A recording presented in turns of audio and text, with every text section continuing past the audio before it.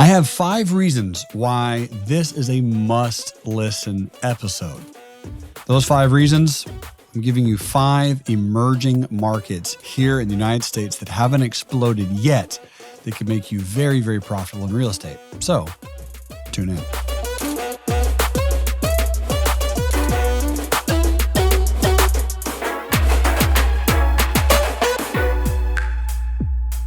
You just told me something kind of crazy.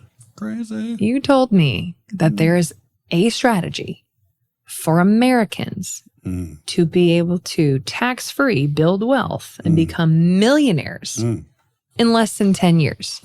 Say it ain't so. Give me that strategy. What? Yeah. Tell the people what they should know. Thank you for making episode 5, first and foremost. We like to slide in absolute genius in episodes, usually between toilets and termites. Like we like to put in there. We want to make sure that you're hunting for it because this is free after all. And we want all of our listeners to hit that subscribe button, give us a quick 5-star review, share it with some friends. This episode particularly, you want to share with your friends because it's going to be very, very easy. And what we're going to do is we're going to walk you through it. Now, Brittany knows all about this. She's really testing me to make sure that I know, because she knows. So here it goes. This is called primary residences for sale. Oh, snap. Primary residence. What is a primary residence? So if you're listening to this and you live in the United States of America, greatest country on earth with the greatest problems. If you live in a primary residence, AKA you bought it, it's yours. You put down the down payment, 3%, 5%, 10%, 20%, whatever you put down, you're in this house. If you sell that house for a more amount than you bought it for. More money. More money, more problems. You got a profit. Not in this case. You buy a house for $100,000. You sell it for $150,000. You have a net profit of $50,000. That $50,000 is 100% tax-free if you are single or married. If you are single, ladies and gentlemen, this is an IRS tax code. Please listen in very closely. If you're single, you have a tax-free gain on your house of $250,000. That's $250,000 of tax-free gains.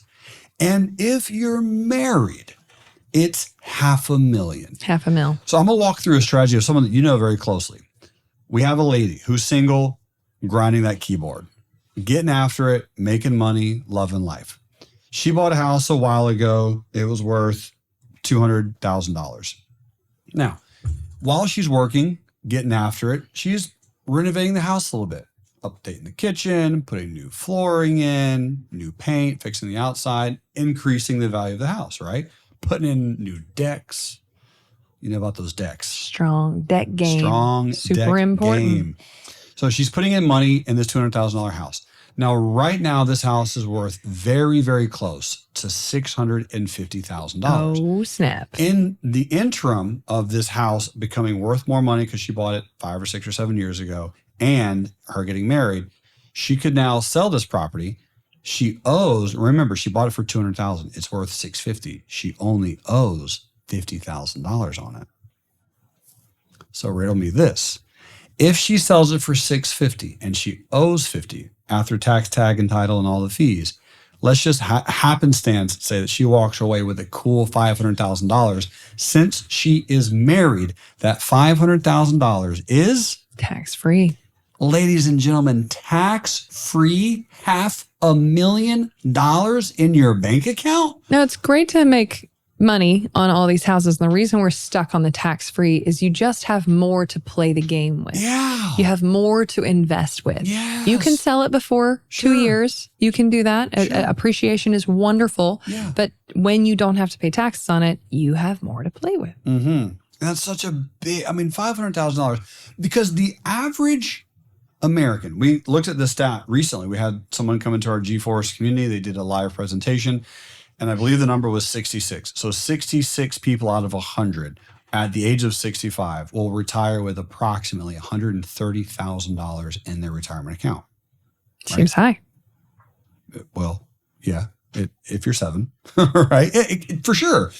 But 100, it's actually higher than I would expect is my point. For sure. Yeah. But that's 66%. Now, 130,000, if you're retiring at the age of 65, how long does that last? Right. Right. So it is a bigger number, but that 130,000 means that you're going to be working. You're not going to be able to retire for, the rest of your life. Or if you're $30,000 annual expenses, that money is gone in 5 to 7 years. Toast. Goodbye. Thanks for playing. That means that people are terrified of retiring. They're terrified of not having enough money. And so they're continually working for the rest of their lives. Yeah. But here we have a strategy in the US where you could buy a house, fix up a little bit, spend a little bit of time getting into a good city. Buying a good region. Buying a good region and get $500,000 of tax-free money. Now, could you, Brittany, I actually have a question for you. Could you take that $500,000 and then go buy another house with it? Let's say that house costs, I don't know, $700,000. You put $500,000. So you only have to pay a mortgage on $200,000. And then you really attack that mortgage aggressively. And then, 4 years later, you take another $500,000 out, also tax-free, on something called a home equity line of credit, which you can get from a bank.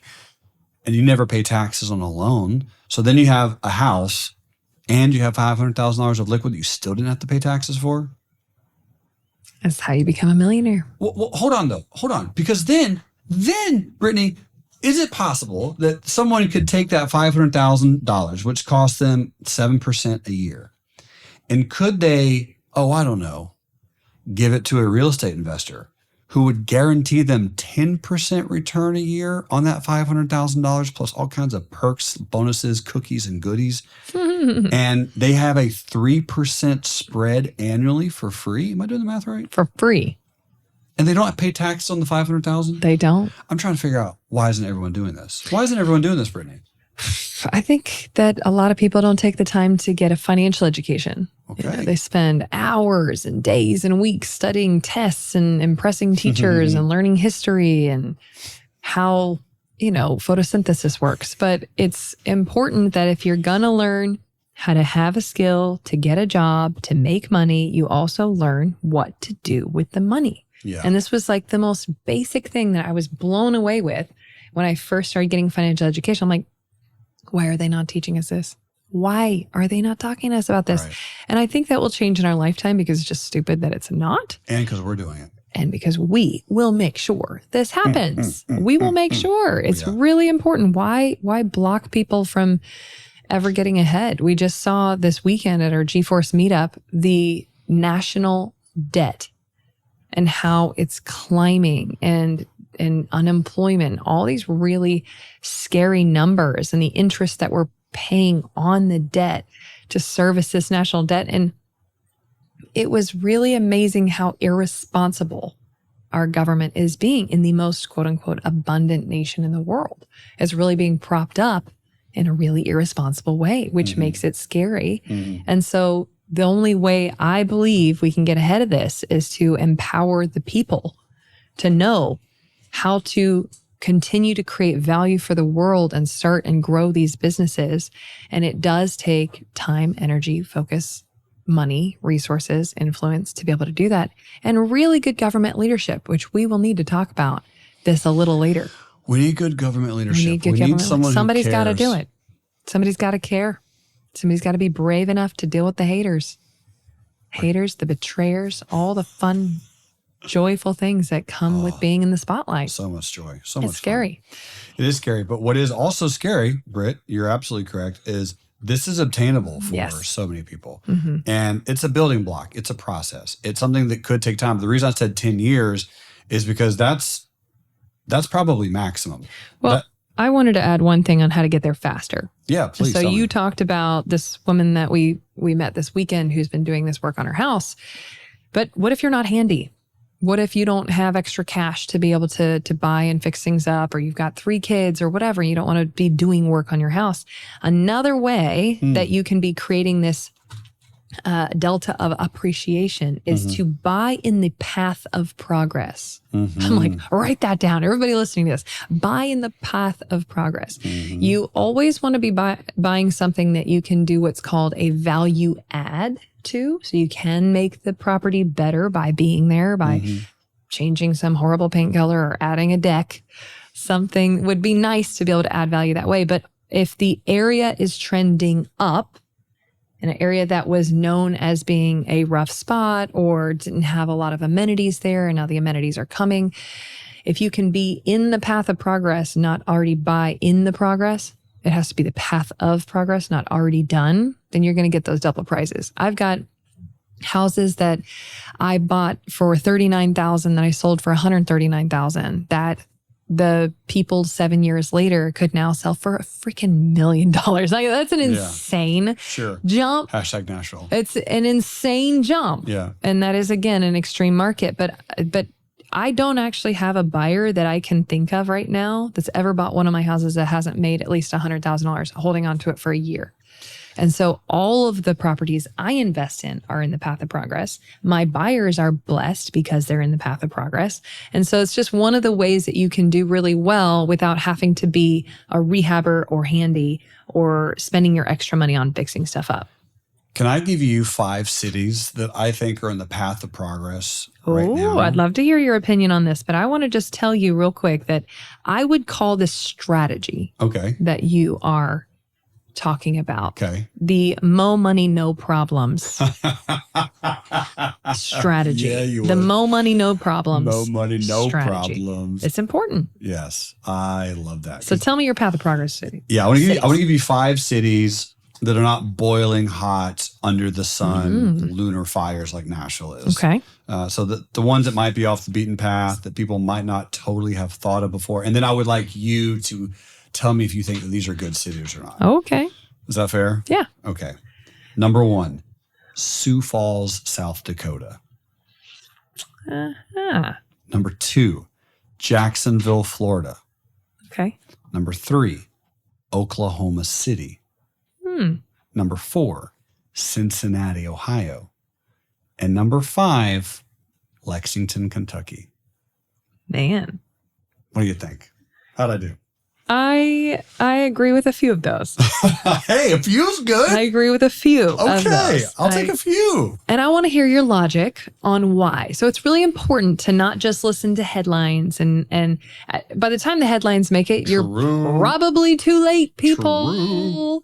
So you always want to be on the cutting edge of breaking through and buying all your stuff before the headlines hit. So tell me, why do you believe in Sioux Falls, South Dakota? All right. So here's a fun one. Now, all these cities I just mentioned, I have been to. That's important. That is important. That's important. Okay. Now, when did I go to Sioux Falls, South Dakota? Any guess, Britt Turner? I actually have no idea. On that RV trip. So in order to get to a small little place called Mount Rushmore, you got to go gallivanting around the world with your family. You got to gallivant. And South Dakota was one of those places we gallivanted into. And we went through Des Moines, Iowa, which is pretty nice also. So we went up to Des Moines and we hit Sioux Falls, and then you cut across and you drive across South Dakota. Now, I thought, like you thought, and you thought, I thought, if you're listening, that I thought this too, it's freezing in South Dakota. Yeah, right? Sounds cold. Well, North Dakota's colder. Yes, I've heard. Rumor on the street. No one ever goes to North Dakota for sure. But South Dakota. We're not dissing you. We still love you. We still love you. If we're number 1. Yes. Thank you. I actually have a really good friend, Aaron, who's from. I have some good friends there. Yeah, North They're Dakota. good people. Great people. They got to be good people because they're stuck inside together. We say that with love. It's always so cold. Yes. South Dakota is very, very green, luscious, and beautiful. Yeah. Between May and early October. It's like Iceland. Yeah, very similar to Iceland. Now, here's the thing. You have a humongous territory of very, very fertile grounds in South Dakota. So when they're planting things in the spring, they have a humongous agricultural piece. But you have also loads of national parks and state parks in South Dakota, specifically the Badlands. Now, the Badlands is all the way to the left, but Sioux Falls is a very, very quick flight and a decently close drive from not only Des Moines, but a little city that a lot of people are trying to get out of called Chicago, which is about 8 hours away from a drive. So there's a lot of people leaving Chicago that are blowing up Sioux Falls because also acreage is out there somewhere between 2 to 10,000 an acre. Oh, snap. Oh, snap. So it's pretty cheap. Yeah. So there's a lot of great land opportunities out there, and it's beautiful. So he is referencing my mentor, Paulie's number one current investment strategy. Really? So you can take this theory and apply it to almost any space. And he says, invest in the submarkets of the hot markets. Mm-hmm. So those submarkets, they're a safer bet because they're more affordable. Mm-hmm. The first time home buyers can be living there. Right. You get more for the money. Right. And you never want to be the number one most expensive thing in an area because that luxury market is too finicky to be a solid investment. Right. You can invest in those hot markets, but again, it's riskier. Right. So if you want a solid investment strategy, invest in the submarkets next to the hot markets. I love that. Thank you. Why did you pick number 2 on your list? What was number 2? What did I say? I didn't write it down. Well, we got Sioux Falls, we have Cincinnati and Jacksonville. So let's say Cincinnati. So Cincinnati, it's north enough where you have a lot of seasons, but it's not Cleveland. Cleveland is cold. Right. Cleveland, Ohio is chilly. People are moving on from the cold a little bit. People are starting to move away from the cold. So the people who are leaving Sioux Falls, South Dakota, and they don't want to go to Chicago, they're also going to Cincinnati. Now, Cincinnati is also about 5-ish hours away from Chicago. Now, again, sorry, Chicago, but your city kind of sucks. You got to clean it up. You got to clean it up. Clean you got to up, fix it. Chicago. The mayor's not You doing a want great people job. to be there. Got to have some kind of rules. A lot of people are leaving Chicago. We're not hating. I'm just stating facts. Clean it up. So you have Cincinnati is not very far away. You have Cleveland that's relatively close. You're also semi-close to Louisville. Did I say that right? Louisville? It's got to be with that country twang, or it ain't right. Louisville. So it's right north of there. And fun fact, it's right on a river, and it's beautiful. I don't know if you spend any time in Cincinnati, but it's really, really pretty. It's a gorgeous city. Around the river, they have gorgeous bridges. They have a lot of nice architecture. Mm-hmm. It's been around for a while. Very, very nice. Art pieces. Yeah, and correct. And there's a lot of jobs that are moving into Ohio. Nationwide is in Columbus. They're expanding, and so they're putting a lot of sub-branches. Back to your roots. Back to my roots, dog. I just invest in what I know. which brings me to Jacksonville. Yeah. Right? Jacksonville usually avoids really well all natural disasters. Mm-hmm. So the places that get hit by hurricane are generally Orlando and south, and then all the way on the border.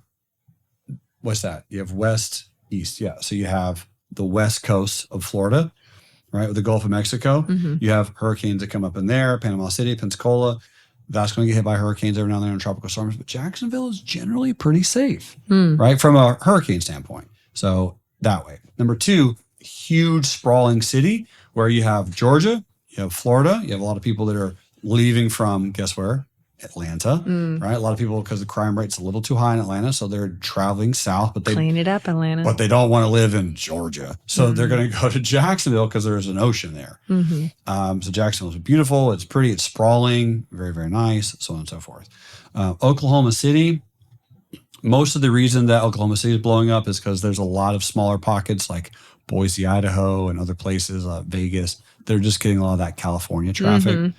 Right, people are leaving California in droves. I mean, no one's going to California. Who would go to California? No one is going to California in their right mind. Okay, I'll tell you that. Mm-hmm. So that's one of those pockets that got really, really picked up. And again, per square foot to build there, it's extremely flat in Oklahoma City. So there's not a lot of expense. It's very, very easy to build. And so the price per square foot of a building in Oklahoma City is like sub 100. Interesting. Yeah. So interesting choices. Yeah. When you are looking at investing, start considering these things. What is the build cost? What is the market people are leaving in droves to do that? What are people interested in? And always ask yourself the difference between a trend and a movement. You want to invest on movements, not trends. And so what will sustain people wanting to live here What will people not put up with? What seems like a fad? What's just based on the market going up and down and interest rates? Just ask these questions before you spend big money. And we are going to talk about next level strategies on investing in the next episode. Stay tuned for more Broke to Woke.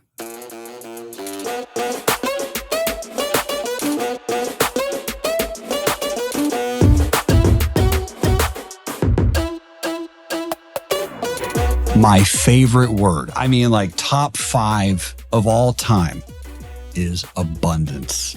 And if you ever want to hang out with Brittany and myself and hear and be a part of my keynote presentation for the year, the thing I spend the most amount of time, energy, and effort on, and the event that will shift your entire being the fastest, the quickest, and the most, it's at the Abundance Summit at the Ariel BVI. We want you there. We need you there. Hop over to broketowoke.com to check out when the next Elevate Abundance Summit is going to be. Can't wait to have you there in person.